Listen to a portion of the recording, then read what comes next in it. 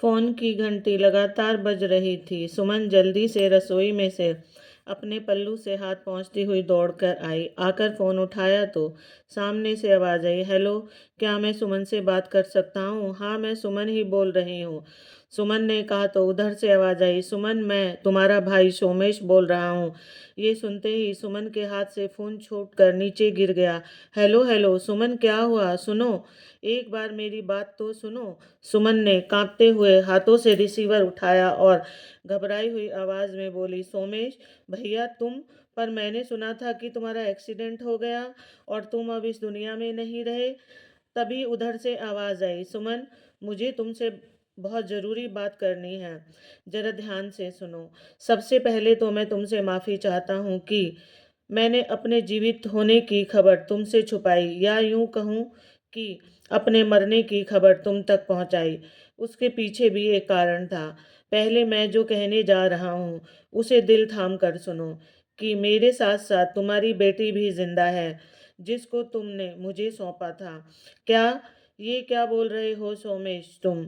हड़बड़ा सी गई सुमन। आंखों से एक विस्मित और खुशी से मिश्रित धारा बह निकली। फिर थोड़ी आवाज को संभालते हुए बोली, भैया, ये कैसा मजाक कर रहे हो तुम? सुमन, ये मजाक नहीं, हकीकत है। इसके पीछे क्या कारण था, क्यों हुआ, कैसे हुआ, ये सब मैं तुम्हें बाद में बताऊंगा। अभी सिर्फ तुम मेरी बात मानो और जल्द से जल्द यहाँ आ जाओ। मेरे पास वक्त बहुत कम है। मैं तुम्हें तुम्हारी अमानत सौंपना चाहता हूँ। सोमेश ने अपनी बात जारी रखते हुए कहा कि मैं जानता हूँ कि तुम ये बात सुनकर कश्मकश में पड़ जाओगी, क्योंकि स्थिति ही ऐसी है। सुमन, जिन परिस्थितियों से तुम्हें उबार कर तुम्हारे भैया ने तुम्हारी जिंदगी को ठहराव देने का प्रयत्न किया था, वही विकट स्थिति आज फिर तुम्हारे सामने आकर खड़ी हो गई है। एक लंबी सांस खींचते हुए सोमेश ने कहा, तुम्हारी बेटी आज तक मेरे पास एक अमानत ही सही, पर मेरी बेटी बनकर मेरे जीवन का अभिन्न अंग बन चुकी थी। आज भी शायद मैं तुम्हारी जिंदगी में दखल न देता, पर मेरी मजबूरी समझो या तुम्हारी किस्मत, जो आज फिर तुम उसी मोड़ पर ले आई, जिस मोड़ पर तुम अपनी बेटी से जुदा हुई थी। सुमन, दरअसल मुझे कैंसर है और अब मेरे पास वक्त बहुत कम है। मैंने अभी तक ये बात रिया को भी नहीं बताई, क्योंकि वो ये बात सह नहीं पाएगी, बिखर कर टूट जाएगी।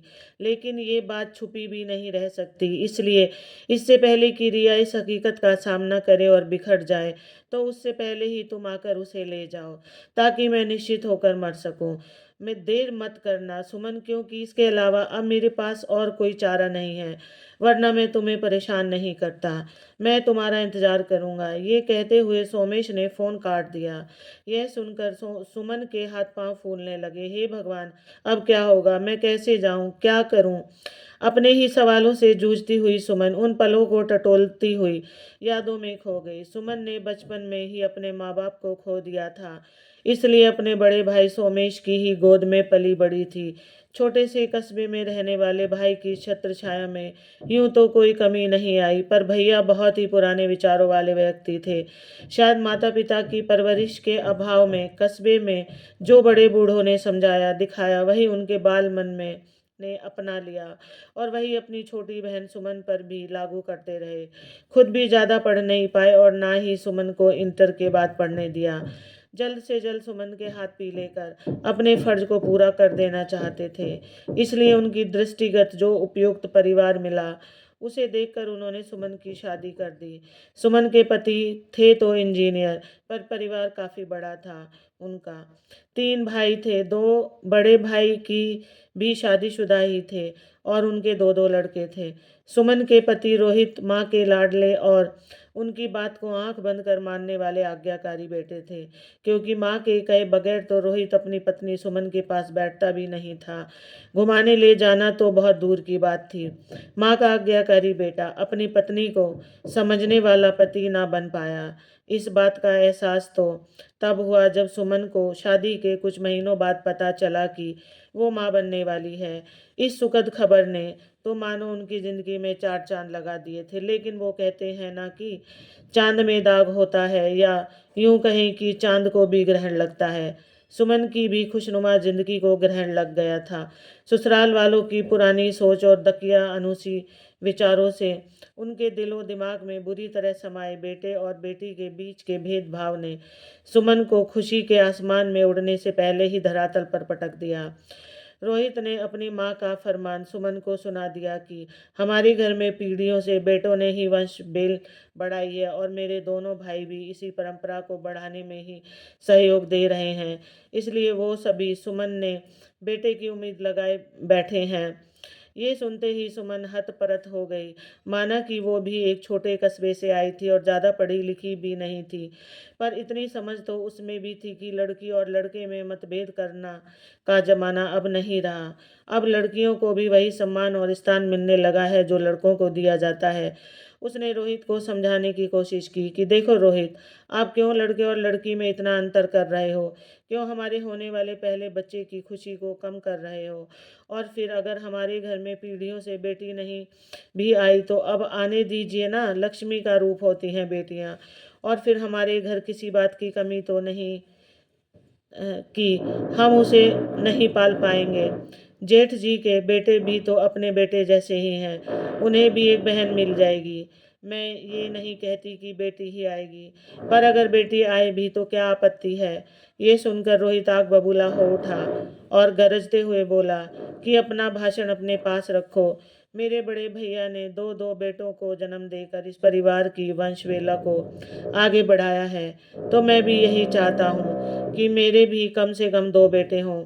जहाँ तक बात है कि हमें कैसे पता होगा कि आने वाला बच्चा बेटा होगा या बेटी, तो हम टेस्ट करवाएंगे। बेटा हुआ तो ठीक है, और अगर बेटी हुई तो उसका गर्भपात करा देंगे। समझी तुम? अब मुझे और कुछ नहीं सुनना, बस। इतना कहकर रोहित वहां से चला गया। सुमन रोहित का ये नया और रौद्र रूप देखकर चकित रह गई। सुमन की किसी भी दलील का रोहित पर असर होना तो दूर, अपितु अब तो उसे रोहित की इस धमकी से डर लगने लगा था। और वही हुआ जिसका सुमन को डर था। 4 महीने बाद टेस्ट कराने पर लड़की होने की रिपोर्ट आई तो रोहित ने तो वहीं उस कन्या भ्रूण को गिराने की बात लगभग तय ही कर ली थी कि सुमन ने पहले घर आने की जिद की। शायद उसे अभी भी एक आशा थी कि वो रोहित को समझा बुझाकर पहली बार माँ बनने की खुशी और उस बच्ची को बचाने की कोशिश कर लेगी। पर रोहित और सारा परिवार टस से मस न हुआ।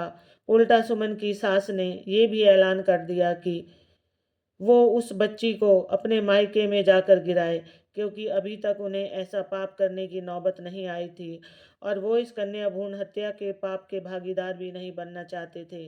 ये सुनकर सुमन के पैरों तले जमीन ही खिसक गई। सबकी इस बेवकूफ़ी और बचकाना हरकत पर उसे गुस्सा आ रहा था। वो मन ही मन बुदबुदाई, वाह क्या बात है, पाप भी करना है और भागीदार भी नहीं बनना। सब के सब कितने स्वार्थी हैं। तो मैं क्या करूं?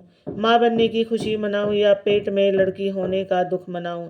क्या मेरी इच्छा का या मेरे अस्तित्व का कोई मोल नहीं है? लड़की को जन्म देना और गिराने का कष्ट तो मेरे शरीर को झेलना है।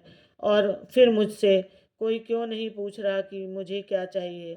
मन ही मन वो खुद से सवालों और जवाबों की उधेड़ बुन में लगी रही और अगली सुबह ही उसे उसके मायके भेज दिया गया और साफ शब्दों में कहा गया कि इस पाप से मुक्ति पाकर ही वापस आना। जैसे तैसे सुमन मायके आ गई। भैया ने डॉक्टर से बात करके तारीख तय कर ली। 4 दिन बाद डॉक्टर ने बुलाया था, लेकिन सुमन को मानो एक पल का भी चैन नहीं था। 2 रातें उसने करवटें बदल कर निकाल दी कि कैसे बचाए वो अपनी नन्ही सी जान को। कोई रास्ता सुझाव नहीं दिया तो उसने अपने मन की बात अपने भैया को बताई, पर उनका भी जवाब सुनकर वो सकते में आ गई। भैया ने भी समाज की ऊंच नीच का हवाला देकर और ससुराल वालों की बात मानने में ही भलाई समझी, साथ ही अपनी मजबूरी भी बता दी, जिसमें उसकी आर्थिक स्थिति उनकी अपनी ही शादी करने की मंशा निहित थी। इसलिए वो किसी का विरोध का सामना नहीं करना चाहते थे, चाहे फिर वो सुमन के ही ससुराल वाले हों या समाज वाले। एक एक पल सुमन को भारी लग रहा था। कोई साथ देने को तैयार नहीं था और वो हर लम्हा ईश्वर से अपनी बेटी को बचाने का की प्रार्थना कर रही थी। ईश्वर की कृपा थी या उस परी की किस्मत की डॉक्टर के पास जाने से एक दिन पहले सुमन के भाई का दोस्त रमेश घर पर आया और जब उसने सुमन को भी वहां देखा तो सुमन उससे नजरें चुरा रही थी। सोमेश भैया से पूछने पर उन्हें सब जब सुमन के परेशान होने और उसके नजरें चुराने का कारण पता चला तो एक बार को चुप हो गया। फिर उसने सुमन को बुलाकर उसकी इच्छा जानना चाहा तो सुमन ने रोते हुए उसे अपनी सारी इच्छा बता दी। यह जानकर रमेश सुमन के भाई को समझाते हुए ये पाप करने से रोकने को कहा, पर जब भैया अपने दलीलों से रमेश को समझाने लगे तो सुमन अपने भाई के पैरों में गिरकर मिन्नतें करने लगी कि प्लीज़ भैया, मैं अपनी बच्ची को इस दुनिया में लाना चाहती हूँ। तो उसका भाई सोमेश उल्टा उसी पर भड़कते हुए बोला, तू पागल हो गई है सुमन, तू जानती है ना ऐसा करने से तेरे ससुराल वाले तुझे कभी नहीं अपनाएंगे। तुम मेरे पास हंसी खुशी आए तो ठीक है, पर इस तरह से ससुराल वालों के विरोध को झेल कर मायके पड़ी रहोगी तो ये मैं सहन नहीं कर सकता।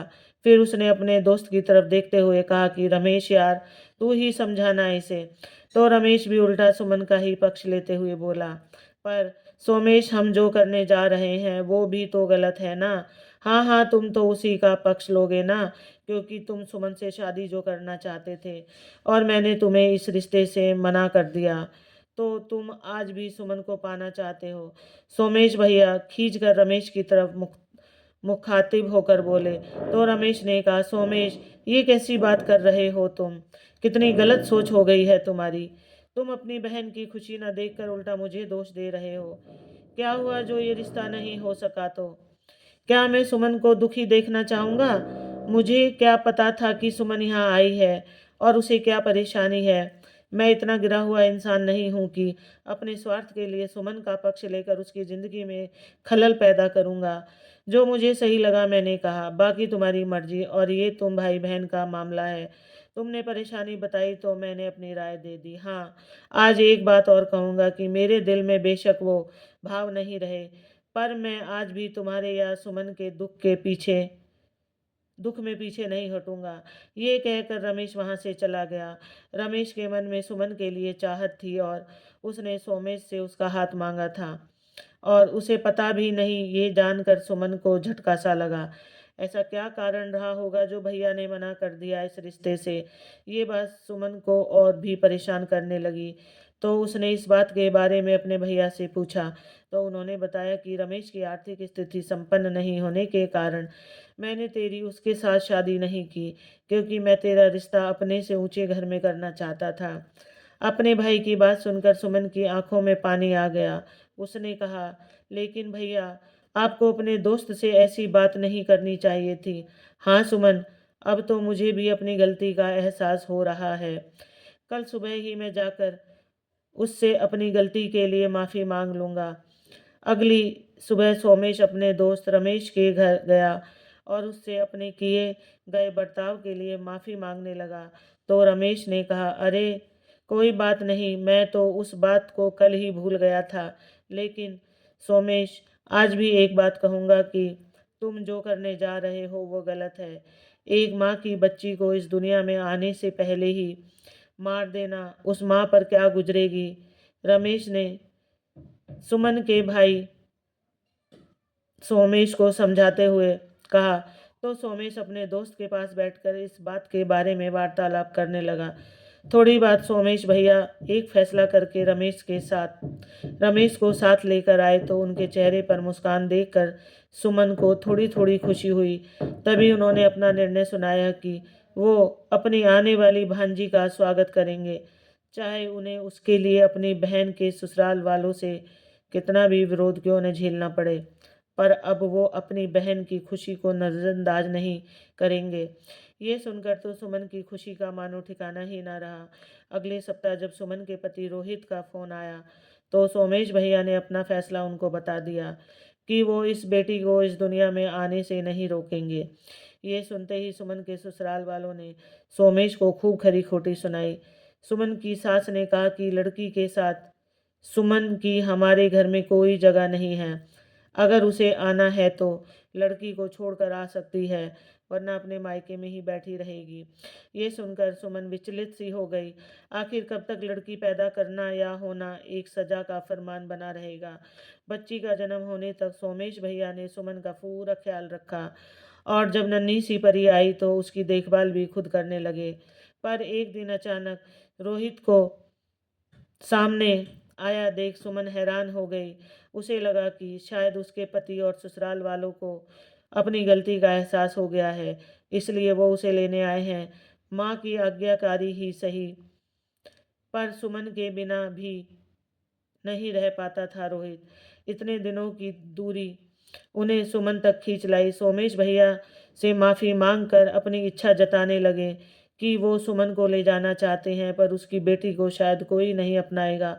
सोमेश भैया एक अजीब सी कश्मकश में फंस गए। फिर से अपनी बहन को उसके ससुराल में सम्मान सहित भेजने की चाह बलवती होने लगी। उनकी भांजी को इस संसार में लाने के साहस पर उनके अपने फिर वही समाज में दकियानूसी विचार हावी होने लगे। बहन के प्रति फर्ज और प्यार ने फिर से एक फैसला करने पर सोमेश को मजबूर कर दिया। वो भी सुमन की राय जाने बिना ही उन्होंने सुमन को अपना फैसला सुना दिया कि वो अपने ससुराल जाएगी और उसकी बेटी उनके पास रहेगी। सुमन जब इस बात के लिए मना किया तो सोमेश ने खुदकुशी करने की धमकी दी। फिर थोड़ा शांत होते हुए बोला कि मैं तुम्हें वचन देता हूँ सुमन, कि तेरी बेटी को कभी भी किसी प्रकार की कोई कमी नहीं होने दूंगा। तू अपनी बेटी की ओर से निश्चित होकर अपने ससुराल जा। सुमन उसकी जिद के आगे हार कर दिल पर पत्थर रखकर ससुराल चली गई, पर उसका मन हर वक्त अपनी बेटी से मिलने को बेचैन रहता।